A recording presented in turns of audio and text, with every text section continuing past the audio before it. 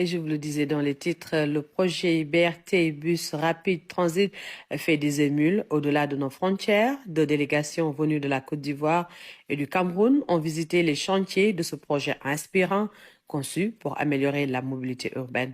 Un reportage sur place avec Ibrahim Mandov. Véritable baromètre de la mobilité urbaine. Une réponse aux nombreux embouteillages dans la capitale sénégalaise. Le BRT a fini de convaincre jusqu'au-delà de nos frontières. Illustration avec la présence de deux délégations venues de Douala et d'Abidjan.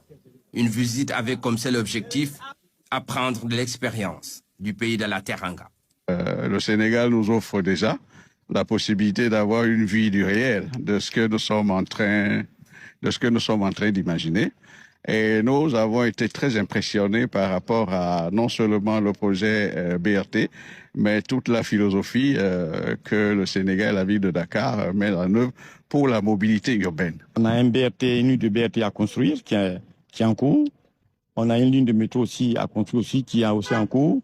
Donc il était important qu'on vienne dans le cadre de la coopération sud-sud, venir voir nos frères du Sénégal et puis s'inspirer un peu de leur expérience. Le regard dans le rétroviseur nous permet de mieux comprendre la philosophie que gouverne la mise en place de ce transport de masse. En plus des désagréments longtemps causés par les embouteillages, cette situation occasionne aussi plus de 100 milliards de pertes annuelles. Un projet transformateur, porteur de prospérité pour le Sénégal et qui a été impulsé par le chef de l'État, son Excellence Macky Sall. Là, nous sommes en plein travaux. Nous comptons toujours livrer les infrastructures en 2023 pour une exploitation globalement qui se fera dans le second semestre de 2023. C'est pourquoi les travaux s'accélèrent et le niveau d'exécution sur le terrain est jugé satisfaisant. Le Sénégal est devenu champion de la Coupe d'Afrique des Nations, mais c'est aussi, à plus d'un titre, comme je le disais, donc un des précurseurs en matière de mise en œuvre de transport collectif de masse innovant. Le BRT, d'autant plus innovant que pour la première fois en Afrique, on aura une flotte donc de bus électriques. Une flotte de bus électriques, synonyme d'un projet innovant qui s'arrime aux standards internationaux. De quoi magnifier davantage la coopération sud-sud.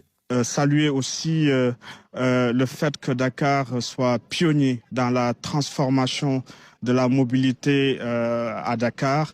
Il faut résumer toutes ces initiatives autour du TER, de la restructuration globale du réseau, du BRT, bref, des projets d'envergure qui démontrent que des transitions positives sont en train de s'opérer dans le sens du PSE.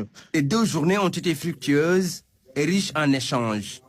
Elles ont d'ailleurs permis aux différentes délégations de mieux comprendre les stratégies développées pour améliorer la circulation dans la capitale. Avant de quitter Dakar, les 2 délégations ont aussi saisi l'occasion pour voyager à bord du TER.